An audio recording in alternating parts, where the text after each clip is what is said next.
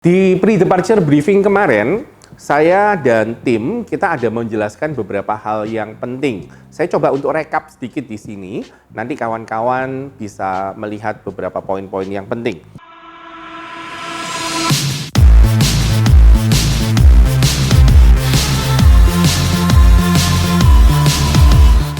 Yang pertama, university versus college.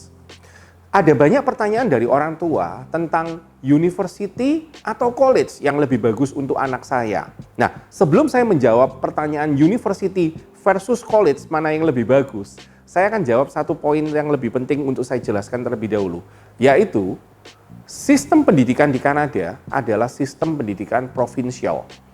Sistem pendidikan yang diatur oleh setiap provinsi. Perhatikan. University of Toronto di bawah Provinsi Ontario. University of British Columbia di bawah Provinsi British Columbia. University of Alberta di bawah Provinsi Alberta. Setiap provinsi, keuntungannya, setiap provinsi itu selalu berpikir yang terbaik untuk provinsinya. Inilah yang menyebabkan keuntungan buat kita siswa Indonesia. Kenapa? Karena setiap provinsi punya university unggulan. UBC, University of Toronto, University of Alberta adalah university unggulan di tiap provinsi dan semuanya ini setara, semuanya ini setara, semuanya ini selevel.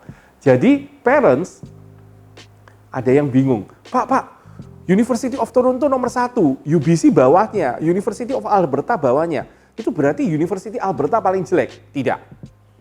Ini berarti hanya berdasarkan ranking. Tapi ingat, semuanya setara karena mereka semua adalah university terbaik di provinsinya.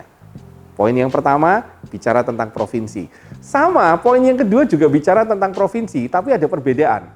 Karena college setiap provinsi itu ternyata berbeda. College yang ada di Ontario dan college yang ada di British Columbia itu punya dua karakteristik yang sedikit berbeda. Perbedaannya apa? College yang ada di Ontario karakteristiknya adalah applied college atau college terapan. Atau kalau orang Indonesia bilang adalah college untuk cari kerja. College untuk cari kerja, Pak? Iya. Karena begitu kamu lulus dari college ini, sertifikat dan diploma, begitu lulus 1 tahun atau 2 tahun, langsung kerja. Loh, langsung kerja, Pak? Langsung kerja. Di Kanada, Pak? Di Kanada. Di mana, Pak? Bisa di Ontario-nya, bisa di luar provinsi Ontario. Loh, katanya tadi provinsial, Pak. Itu hebatnya Kanada. Lulusnya dari provinsi ini, kerjanya boleh di sini, boleh di luarnya. Boleh di provinsi yang lain. Itu asiknya Kanada. Gak dibatasin. Di video sebelumnya kita bahas tentang post graduation working permit kan. Saya ingatkan sedikit aja. Dengan lulus dari satu institusi 1 tahun dapat post graduation working permit 1 tahun.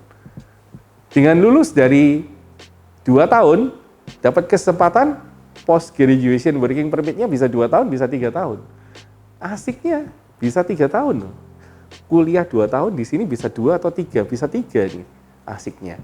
Udah gitu 3-nya bisa di provinsi lain. Ya, mendekat ke calon mertua kasarannya begitu. Oke, nah kembali ke poin tentang college tadi. College di British Columbia itu punya karakteristik yang sedikit berbeda. Karena college di British Columbia itu lebih banyak college yang sifatnya untuk university transfer. Artinya masuk tahun pertama di college, kemudian tahun kedua dan tahun ketiganya masuk di university yang ada di British Columbia. Itu namanya transfer program. Loh, berarti di British Columbia nggak ada ya Pak program yang applied college tadi atau program yang college untuk cari kerja tadi, untuk yang langsung masuk di dunia industri? Ada 2 college yang untuk program terapan dan program untuk cari kerja di British Columbia, yaitu Vancouver Community College dan BCIT. Jadi sedikit berbeda karakteristiknya antara provinsi yang satu dengan provinsi yang lain. Jadi ada pertanyaan mana yang lebih bagus, university atau college? Saya bilang sama bagusnya. Karena di Kanada itu tersedia untuk orang Indonesia yang membutuhkan jurusan-jurusan tertentu yang adanya di college, yang kuliahnya cuma mau 1 tahun atau 2 tahun. Tapi juga mereka ada buat orang-orang yang mau kuliah di college tapi pengen ngambil degree. Tambah bingung kan? Loh Pak, college itu ada degree-nya? Ada degree-nya. College itu ada degree-nya juga. Loh Pak, bedanya apa? College degree dengan university degree. Nah, ini asiknya adalah college degree dan university degree sebetulnya degree-nya sama. Karena ada banyak college yang degree-nya ngambilnya di university. Articulated to university. Jadi college-nya itu cuma sekedar sebagai tempat untuk kampusnya, university yang kasih degree-nya. Tapi juga tetap ada college yang ngasih degree tanpa articulated to university. Tambah bingung kan? Ini loh hebatnya Kanada. Karena degree-nya related to province-nya butuhnya apa. Pada satu province mereka bilang, dalam 5 tahun ke depan kita membutuhkan orang-orang yang expert di hanggar pesawat terbang untuk pesawat Boeing, atau sekarang mulai ganti pesawat-pesawat yang lebih ke ringan, lebih kecil. Atau ada yang bilang gini, in 5 years I need more people to specify in misalnya motion graphics.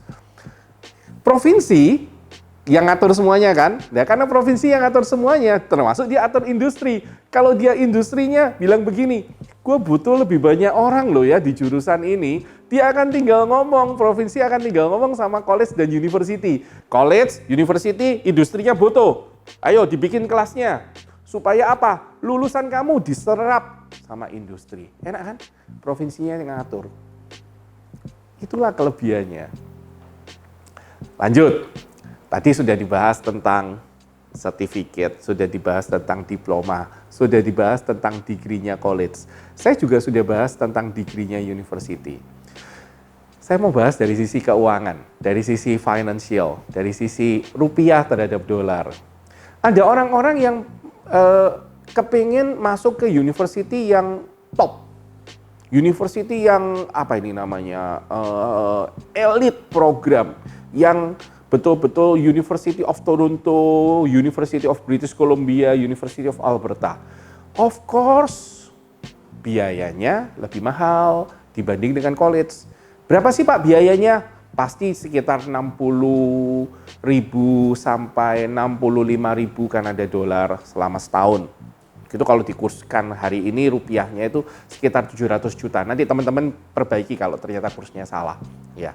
Tapi ada juga orang tua yang mengatakan, saya pengen ngambil degree, tapi saya nggak punya duit sampai segitunya. Bisa nggak? Bisa.